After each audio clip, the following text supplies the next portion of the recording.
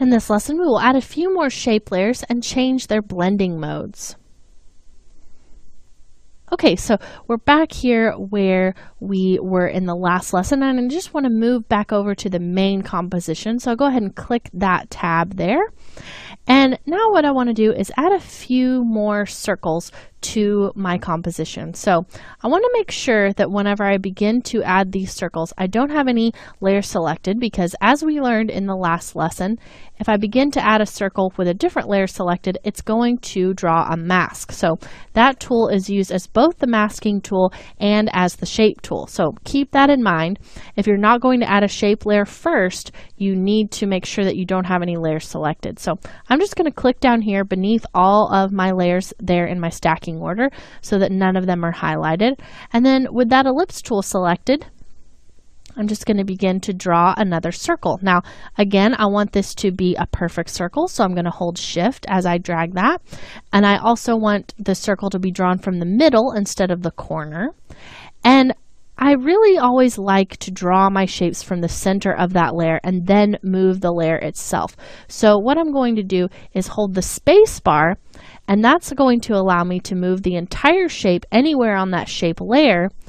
And then I can let go of the space bar and then begin to change the size again. So I want this shape layer to be just about right there in size. So you can see about how much room it has there on the outside edges.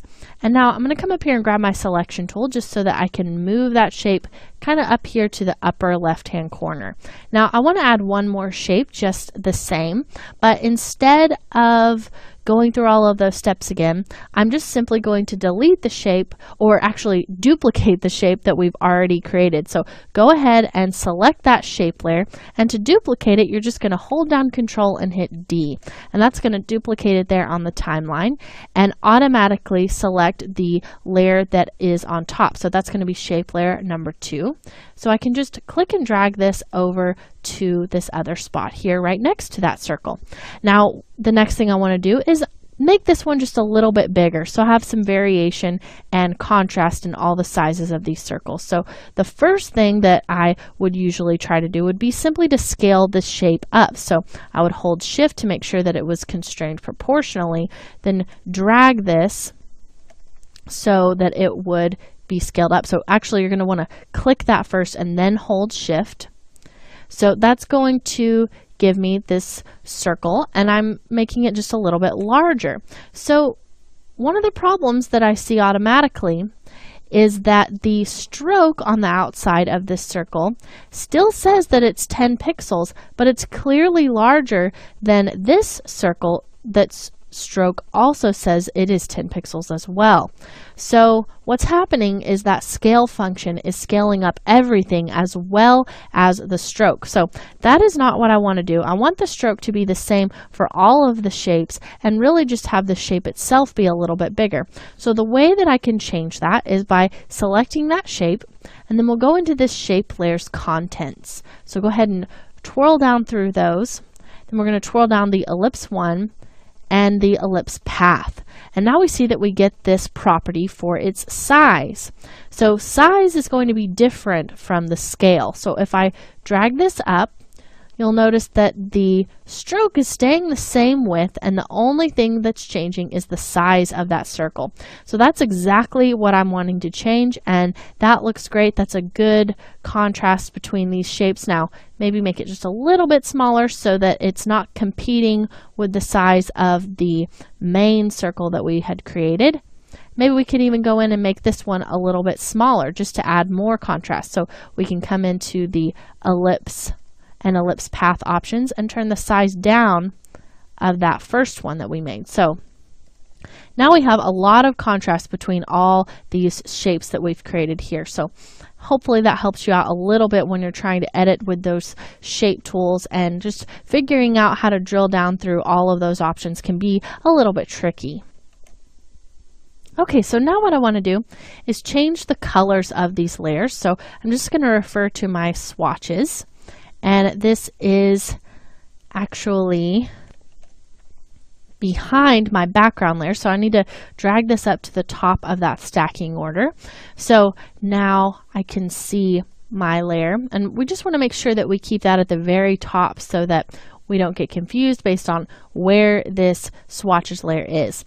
Okay, so go ahead and grab that shape layer number 2, and I'm going to give this one a little bit of a reddish tint like what we have here for our red swatch. So to change that, I'm just going to click this fill color there and color pick the red, and then I'll change the stroke color by doing the same thing and then just making it a little bit darker. So we'll just move down from that area there.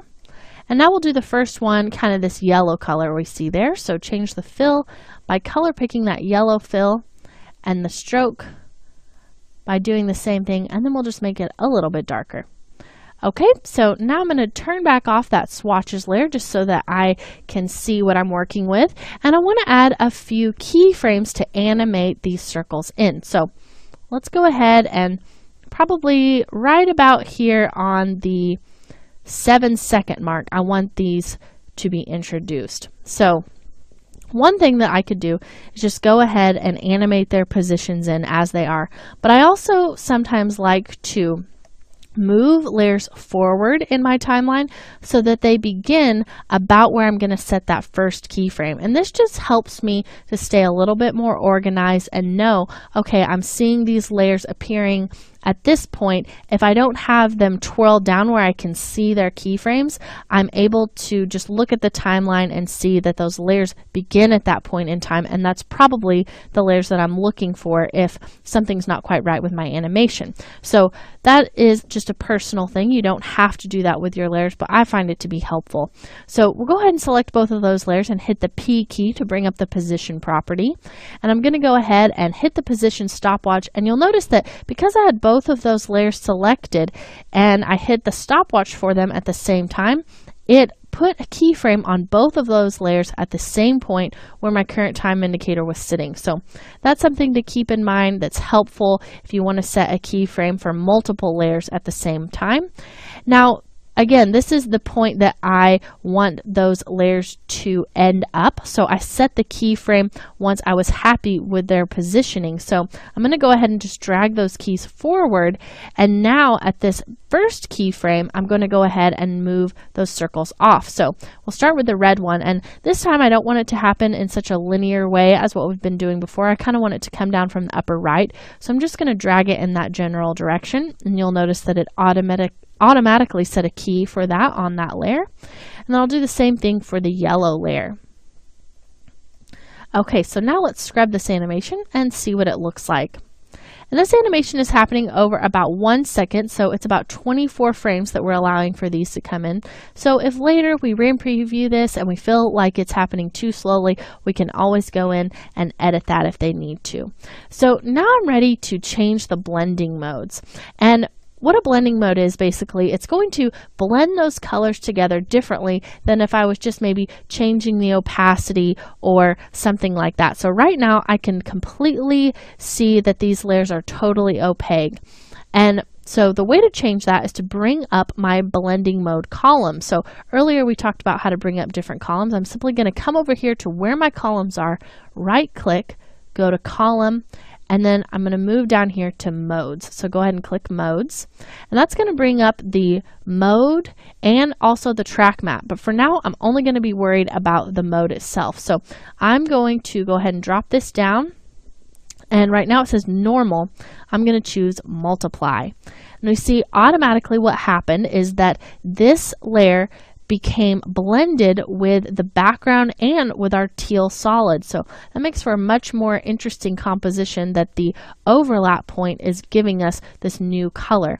Now I want to do the same thing for the red, and I'm actually going to end up choosing multiply for this one as well. But let's say I didn't know that I wanted to use multiply. A quick way for me to simply cycle through all those different blending modes that you saw is to hold shift and hit the plus key. So you notice that as I'm changing that plus key, it is giving me all these different blending modes. So I've moved down there so that I can read multiply, and that's the one that I'm going to be using.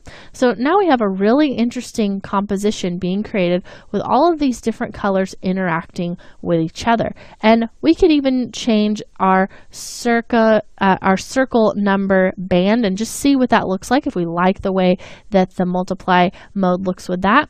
And it's a little bit more interesting letting that blend with the background, so we can leave that for now. If we want to come back and change it later, it's really easy to edit that simply by changing that mode there in the modes column. So in this lesson, we learned how to change the blending mode of a layer depending on the look that we're going for.